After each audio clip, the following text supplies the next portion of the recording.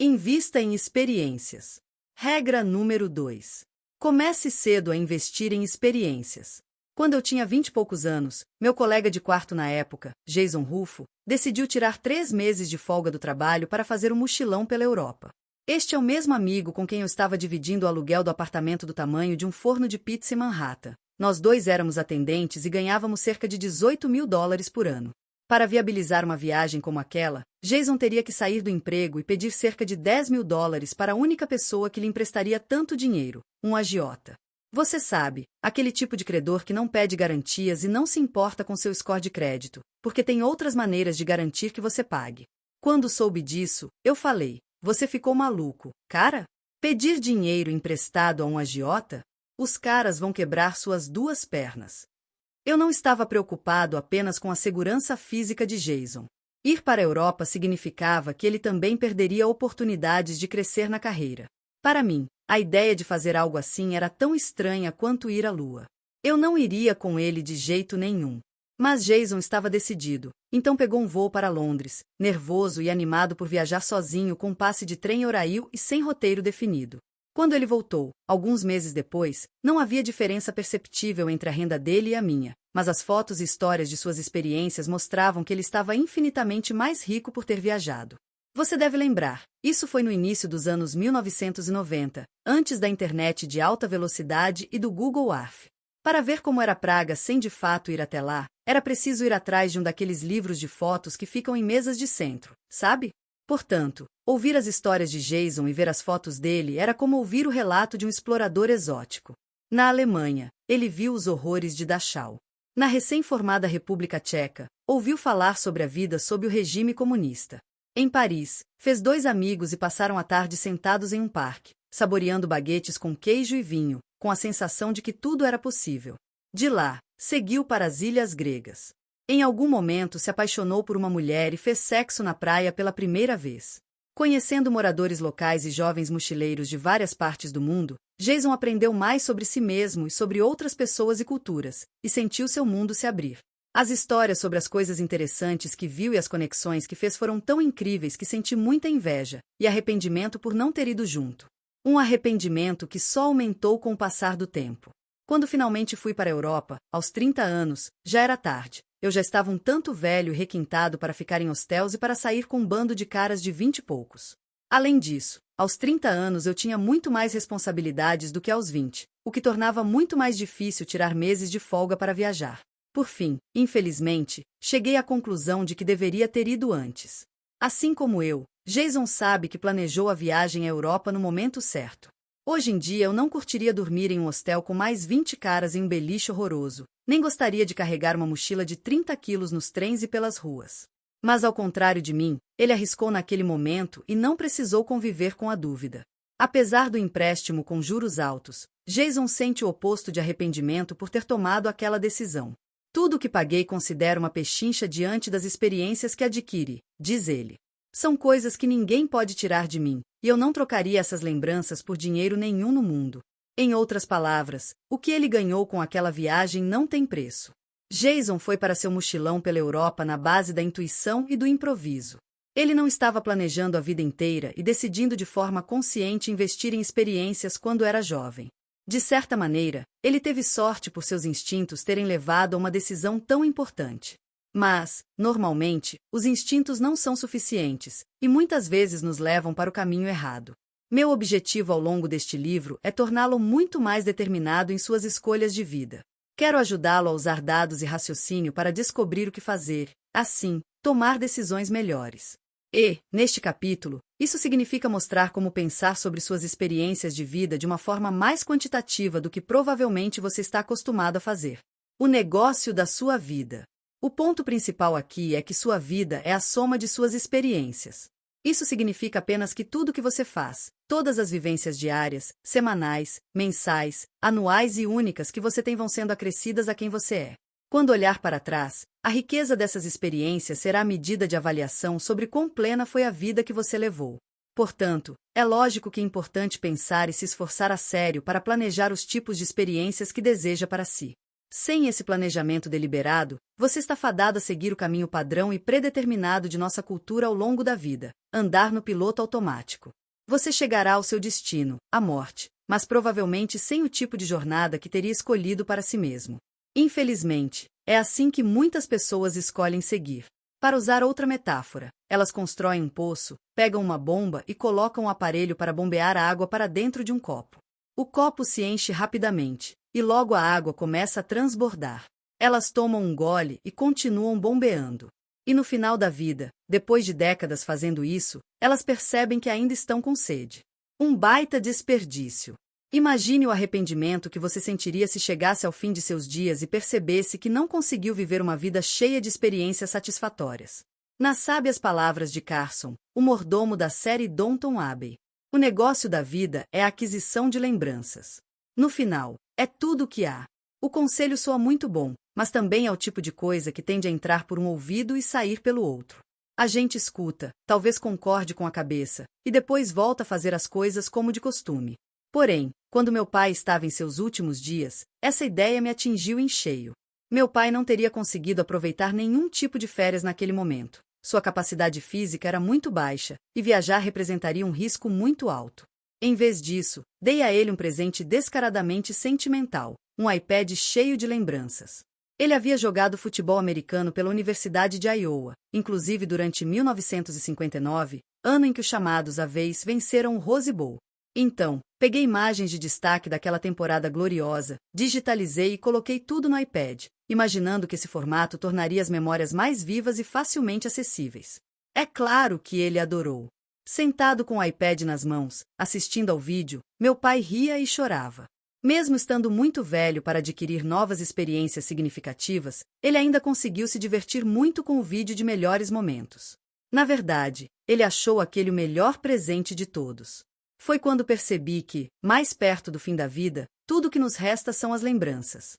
Quando o corpo já está frágil demais para realizar muitas coisas, ainda é possível olhar para o que foi vivido e sentir muito orgulho, alegria e o sentimento controverso da nostalgia. Entre a formiga e a cigarra. Mas a ideia de que você se aposenta para viver de lembranças é totalmente contrária à maior parte do que normalmente ouvimos a respeito da aposentadoria. Nos Estados Unidos, recebemos sempre a mensagem de que devemos economizar para esse momento, que precisamos investir dinheiro regularmente nos planos de aposentadoria ou de previdência privada. Saiba que essa é apenas a versão adulta das lições que aprendemos quando crianças sobre a necessidade de economizar para dias difíceis. A versão mais conhecida da fábula da formiga e a cigarra, por exemplo, mostra a formiga sentada, descansando e bastante orgulhosa, depois de colher seus grãos, enquanto a cigarra passa fome depois de ter ficado o verão inteiro cantando. Essa narrativa não deixa dúvida sobre qual dos dois insetos fez a coisa certa, e com certeza não foi a cigarra, festeira e imprudente. Não me interpretem mal. Meu ponto não é que devemos ser como ela, deixando de economizar para os invernos de nossa vida, ou que gastar levianamente em experiências vale a pena porque elas são a essência da vida. Isso seria tolice. O que estou dizendo é que nossa cultura tende a superestimar as virtudes da formiga, do trabalho árduo e da gratificação adiada, em detrimento de outras virtudes. Como resultado, deixamos de perceber que a cigarra também tinha alguma razão. Então, sim, teria sido melhor para ela se tivesse economizado um pouco, mas ao mesmo tempo, sim, teria sido melhor para a formiga se tivesse vivido um pouco. Estou aqui para fazer a ponte entre as duas e para ajudar você a encontrar o equilíbrio certo entre essas duas formas de viver. Na verdade, a moral da história da minha versão favorita dessa fábula é mais simples. Existe hora para o trabalho e hora para a diversão. Em um capítulo mais adiante, apresentarei ferramentas que poderão ajudá-lo a fazer esse cálculo de tempo entre trabalhar e se divertir, entre ganhar dinheiro e gastá-lo. Quanto vale uma experiência? Quando digo que a vida é a soma de todas as nossas experiências, não digo apenas no sentido figurado. Se colocássemos um valor numérico em cada uma delas, poderíamos de fato somá-los, e isso tornaria possível comparar pacotes de experiências diferentes, um passo adiante na direção de ter sua vida com o máximo de realizações. Mas como se coloca um valor numérico em uma experiência? Para começar, pense no prazer que você obtém de cada experiência em termos de pontos, como se fosse a pontuação de um jogo. Experiências com um grande clímax valem muitos pontos de experiência. Pequenos prazeres valem apenas alguns pontos. Quantos pontos você atribui a uma atividade é algo que depende totalmente de você, porque os valores e interesses são totalmente individuais.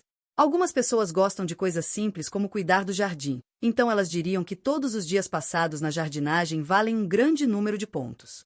Outras diriam que você precisaria pagar para que eles podassem plantas ou arrancassem ervas daninhas. Então, para estas, qualquer tempo gasto com jardinagem valeria 0 ponto. Não existem pontos negativos neste sistema. Se você pegar todas as experiências no intervalo de um ano e somar seus valores em pontos, você chega a um número, por exemplo, 5.090 pontos. Você pode representar esse número como uma barra em um gráfico. Quanto maior o número, maior a barra. É simples assim. A fórmula pode ser aplicada a qualquer ano da sua vida até agora. Alguns anos são melhores do que outros, por vários motivos, e alguns desses motivos estão fora de seu controle. Se um acidente o deixou confinado em uma cama de hospital por um ano, por exemplo, você provavelmente não teve muitas experiências agradáveis para somar. Mas este livro se concentra em gerenciar o que está sob seu controle por meio das decisões que você toma. Por isso, perceba que alguns fatores são, sim, escolhas suas, e que um dos principais é quanto tempo você dedica para ganhar dinheiro e ter boas experiências em cada idade. Funciona como balanço entre o trabalhar e o descansar da formiga e da cigarra. Ao assumir o controle dessas decisões, você muda o tamanho das barras e, portanto, a inclinação da sua curva. Falaremos sobre como fazer esse balanço mais tarde. Por enquanto, só quero reforçar ao máximo que a vida é mesmo a soma das suas experiências. Exemplo de uma curva de realizações para um período de 7 anos. Cada barra representa o número de pontos de experiências em um ano. Todas as barras juntas ajudam a formar a sua curva de realizações. Portanto, aumentar o total de realizações aumenta a área abaixo da curva, e, ao moldar a curva, você molda sua vida. O dividendo de lembranças. Este capítulo diz para você investir em experiências, mas elas são mesmo um investimento? Óbvio que elas demandam tempo e dinheiro, e que podem trazer prazer durante os dias e anos em que você as vive, o que por si só já as tornaria valiosas. Mas permita-me explicar por que elas também são um investimento no seu futuro. Primeiro, vamos falar sobre o que é um investimento. A maioria de nós ouve essa palavra e imediatamente pensa no mercado de ações, ou no mercado de títulos, ou em uma carteira de diferentes investimentos, como ações, títulos e imóveis. O que todos têm em comum? Investimentos de qualquer natureza são mecanismos para gerar renda futura. Quando você compra ações, digamos, do Google, espera poder vendê-las mais tarde por mais do que comprou, ou pelo menos ser capaz de ganhar os dividendos que o Google emite aos acionistas, uma fração minúscula de todos os lucros anuais da empresa. Está acompanhando o raciocínio? O mesmo vale para imóveis. Você compra uma casa pensando em poder revendê-la em algum momento, com lucro, e, enquanto isso, pode alugá-la e gerar renda passiva todos os meses. Se você é dono de uma empresa que fabrica componentes e compra uma nova máquina que produz esses componentes 2 vezes mais rápido, com menos defeitos, a nova máquina é um investimento em seu negócio. Temos aqui um padrão, certo? Agora pense em como expandir essa ideia, uma coisa que fazemos o tempo todo, sem necessariamente pensar em termos de investimentos. Por exemplo, digamos que você tem um filho e esteja bancando a graduação ou pós-graduação dele. Por que você decide pagar essa quantia anual gigantesca? Simples, porque você acha que vale a pena. Você provavelmente acredita que seu filho vai se formar com os tipos de habilidades e certificações que vão ajudá-lo a obter uma renda muito maior do que teria sem diploma universitário. Mas talvez você seja cético de que esse diploma compensará algum dia. Digamos que seu filho queira estudar artesanato, mas você ouve dizer que as fábricas na China estão ficando tão boas em produzir simulacros de artesanato que as oportunidades para artesãos estão desaparecendo. Nesse caso, é provável que você fique muito menos animado em custear os cursos de artesanato dele, certo? Quando ponderamos essas coisas, estamos tomando decisões de investimento, tanto quanto se estivéssemos procurando imóveis para alugar ou comprando maquinária industrial. Os economistas chamam esses gastos com educação de investimento em capital humano. 2. Podemos investir em nós mesmos ou em outras pessoas.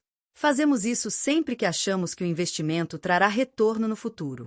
Mas aqui vai uma ideia mais radical. O retorno de um investimento não precisa ser financeiro. Quando você ensina sua filha a nadar ou andar de bicicleta, não é porque acha que ela vai conseguir um emprego mais bem remunerado com essas novas habilidades. Experiências são assim. Quando você gasta tempo ou dinheiro com elas, elas não são apenas agradáveis no momento. Elas pagam o dividendo contínuo que mencionei no capítulo 1, o dividendo das lembranças. Experiências rendem dividendos porque nós, seres humanos, somos dotados da faculdade da memória. Não começamos todos os dias com o cérebro em branco, como os personagens de muitos filmes. Todos os dias acordamos pré-carregados com um monte de informações que podem ser acessadas a qualquer momento e que usamos principalmente para nos locomover e navegar pelo mundo. Quando você se depara com um grande painel retangular com uma maçaneta redonda saliente, não se pergunta: o que é isso? Não, você sabe que é uma porta. E sabe como abrir essa porta. Portanto, há um enorme bônus por ter aprendido uma vez o que é uma porta. Pense em todas as que você vai poder abrir. Esse é um exemplo bobo, é claro, mas que mostra na prática o que a memória faz por nós. As imagens e informações guardadas nela são um investimento em nosso futuro, pagando dividendos e nos ajudando a viver vidas mais ricas. Você vê aquela pessoa fazendo café na sua cozinha e não começa do zero com ela, como se estivesse conhecendo um estranho. Você sabe que está é uma pessoa que você ama e sabe por que a ama. Toda a história do seu relacionamento, todas as suas conversas anteriores e experiências compartilhadas construíram o sentimento atual que os une. O mesmo vale para o investimento em qualquer experiência. Quando você tem uma experiência, você vive aquele prazer imediato e momentâneo, mas também forma lembranças que poderá reviver mais tarde. Esta é uma grande parte de estar presente na experiência humana. Para o bem ou para o mal, revivemos nossas experiências, muitas vezes mais de uma vez. Podemos ouvir uma música favorita, sentir o cheiro de um perfume familiar, olhar para uma foto antiga e, de repente, a memória é acionada e estamos revivendo o momento. Pensamos no primeiro beijo e, se foi um momento agradável, dá para sentir de novo aquele calor, aquela emoção. Ou talvez a gente ria do aparelho ortodôntico que usávamos e que tornou a experiência toda muito fofa e constrangedora. Seja como for, sempre que nos lembramos da experiência original, obtemos uma experiência extra. As lembranças podem trazer apenas uma pequena fração do prazer que a experiência original proporcionou, mas elas também entram na soma daquilo que faz de nós quem somos. É por isso que Jason, cuja história contei no início deste capítulo, não apagaria por nada sua viagem de mochilão pela Europa. É também a razão para as pessoas tirarem e guardarem fotos, e por isso que, antigamente, antes de qualquer outro bem, o que as pessoas corriam para salvar se a casa estivesse pegando fogo eram os álbuns. Em um momento de crise, as pessoas percebem rapidamente que, enquanto os objetos materiais podem ser substituídos, as lembranças não têm preço. O dividendo das lembranças é tão poderoso e valioso que as empresas de tecnologia estão monetizando bilhões com ele. Qualquer pessoa que tenha usado o Facebook ou o Google Fotos já recebeu alguma vez a mensagem neste dia, 3 anos atrás, acompanhada de fotos daquele dia. Por meio desse recurso, as empresas aproveitam o dividendo de lembranças, despertando bons sentimentos e o desejo de falar com as pessoas que aparecem naquelas fotos. Todo esse processo deixa você feliz e trabalha em prol da sua fidelização. Antes do Facebook e similares, o costume era que nossos amigos e familiares iniciassem a conversa, lembra quando? Papel que hoje o Facebook desempenha e com o qual monetiza. Você mesmo pode lucrar com o dividendo de lembranças, de forma não financeira, mas, para tal, primeiro é preciso criar essas lembranças valiosas. Exemplo de uma curva de realizações para um período de 7 anos com dividendos de lembranças. Nossas experiências continuam rendendo através da memória. Com o tempo, a continuidade dos dividendos de lembranças podem somar mais pontos de experiências do que os trazidos pela experiência original. O X da questão é que a maioria de nós não está acostumada a investir em experiências. Então, se calhar de sermos pessoas com perfil de investimento, em geral nos concentramos demais no retorno financeiro. Um bom exemplo é meu amigo Pauli, que há algum tempo me pediu conselho sobre uma casa de veraneio que estava pensando em comprar na América Central.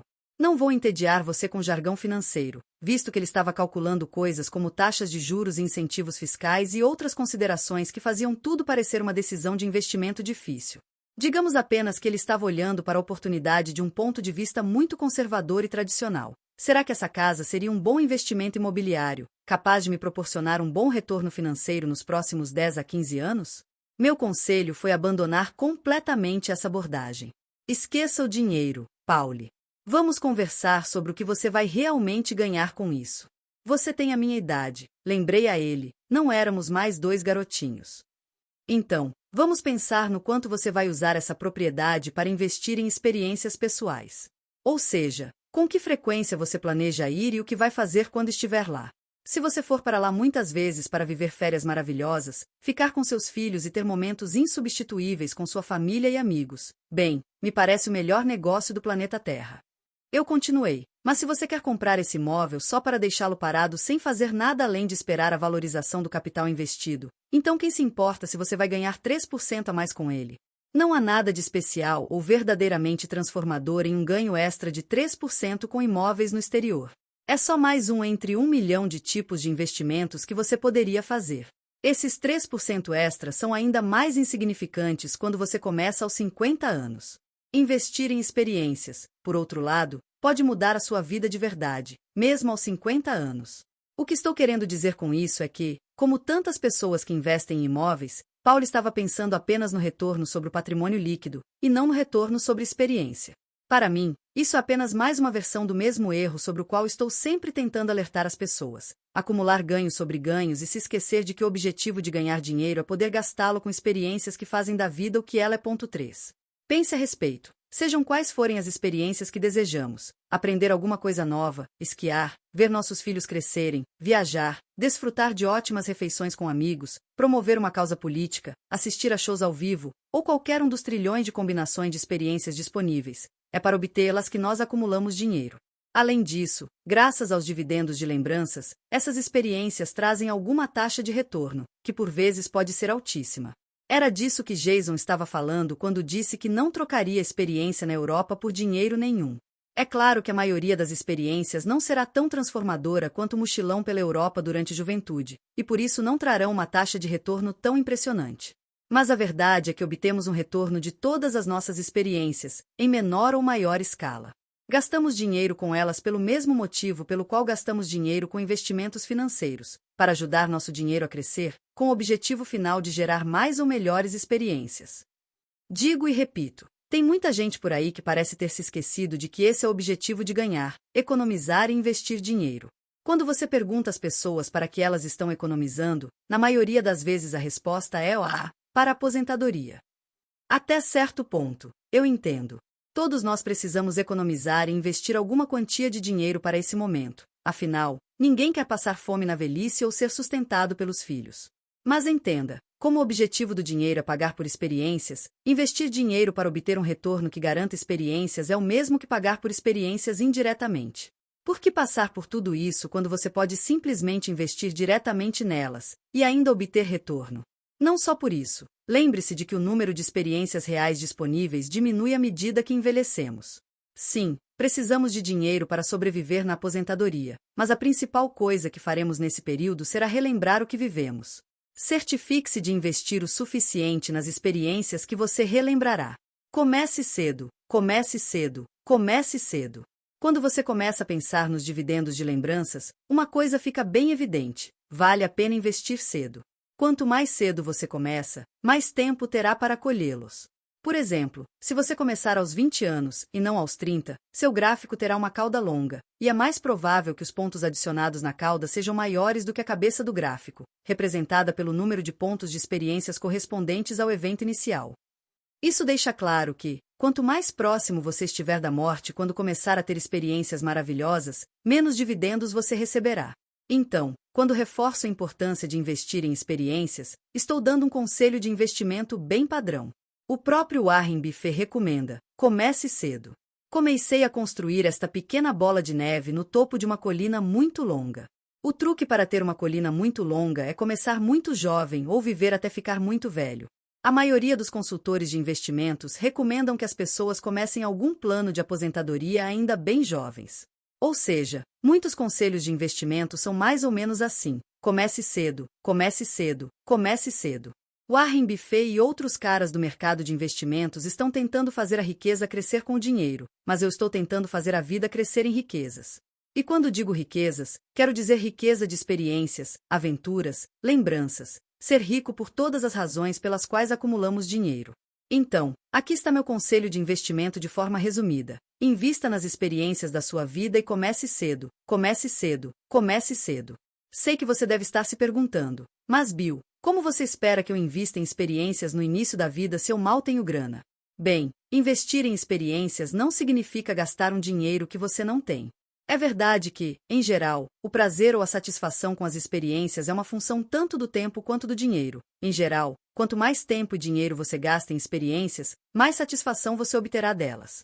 Mas quando você é jovem, saudável e inocente, dá para se divertir muito com experiências que não custam tanto. Meu conselho para essa fase da vida é explorar todas as experiências gratuitas ou quase gratuitas possíveis. Pense nos shows e apresentações gratuitas ao ar livre que a prefeitura da sua cidade organiza. Esses eventos são bancados com impostos que você também paga. Ou pense em quanto você pode se divertir com seus amigos apenas conversando, saindo juntos, jogando cartas ou jogos de tabuleiro.